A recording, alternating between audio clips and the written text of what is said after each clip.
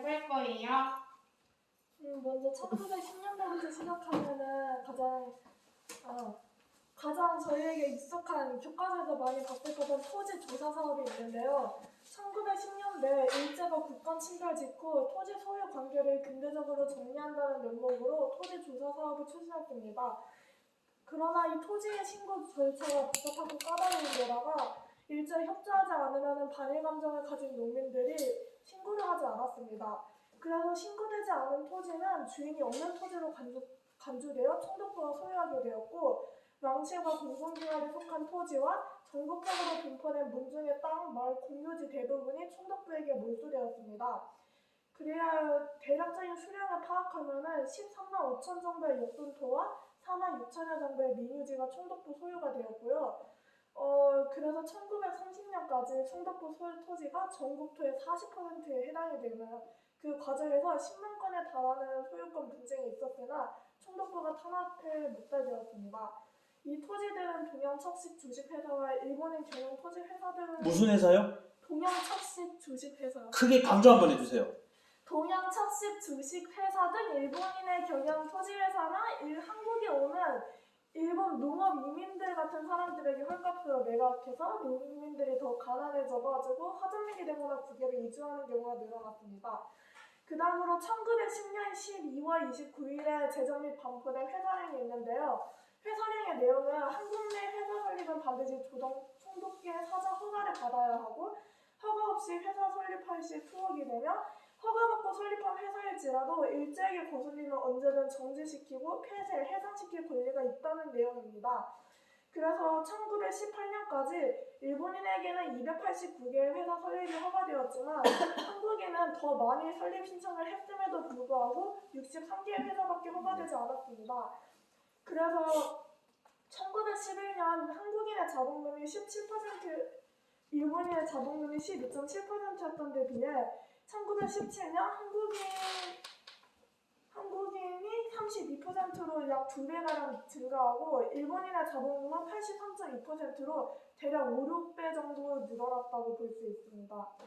다음으로 1911년 조선 어업령이 있는데요.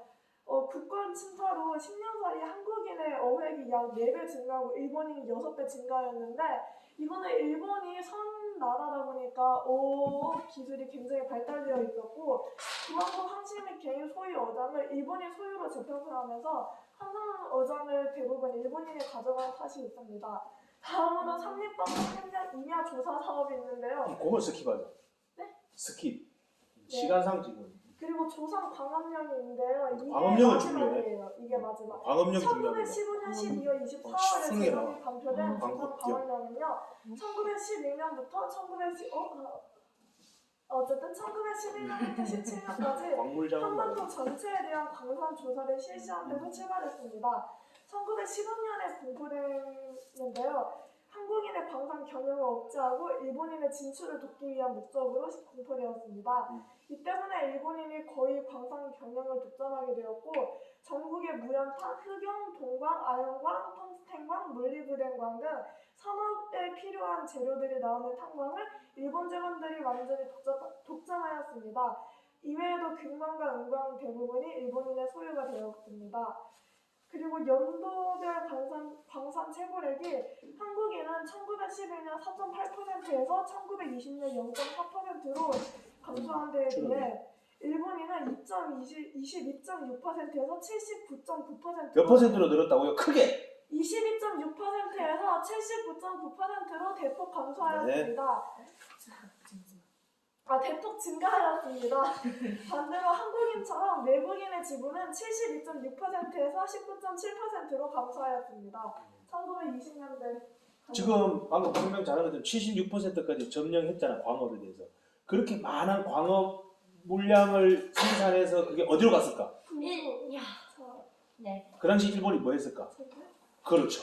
태평양 전쟁을 준비하고 또 실제 일으켰죠? 네. 예, 하십시오. 저는 1920년대 식량과 자원 수탈에 대해 주제인데요. 이 가장 대표적으로 나오는 게 산미증식 계획이더라고요. 산미증식 계획 많이 들어보셨죠? 네.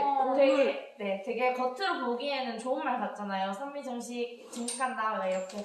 좋은 말인데 사실 이것은 조선을 항구적 식량 공급지로 묶어두고자 시행한 것입니다. 그렇다면 왜 일본은 이걸 실행하게 되었을까요?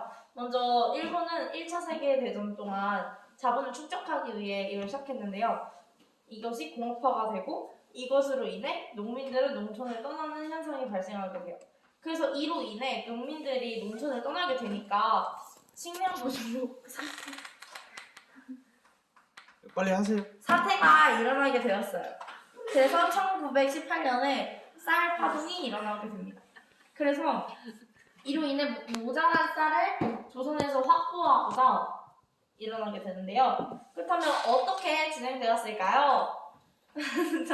1920년부터 15개년 계획으로 추진되었는데요. 개간 간척 사업을 통해서 이 농지를 확장시켰어요. 그리고 수비 시설을 개선하고 토지를 개량했고요. 특히 여기서 토지 개량을 강조했는데 전체 자금의 90%를 여기에 이렇게 했다고 해요. 그다음 마무리할 시간 이제 시간이 자, 왜요? 9시까지 아니에요? 내가 또 뒤에 그리고 종자 개량도 했고요. 아, 그거 알아요. 그 결과는요. 첫 번째, 쌀의 생산이 증산되었어요. 품종 개량 쌀. 네. 오케이. 무슨 쌀이라고 했는데 까먹었어요. 첫 번째는 결과로 첫 번째는 쌀의 생산이 그 우리 마트 가다 보면 일본식 이름에 뭐 히라카라 뭐 이런 쌀 이런 거 있잖아. 그게 일본 쌀 품종이야. 근데 내가 봤을 때 여주 대왕님표 쌀이 더 맛있어요.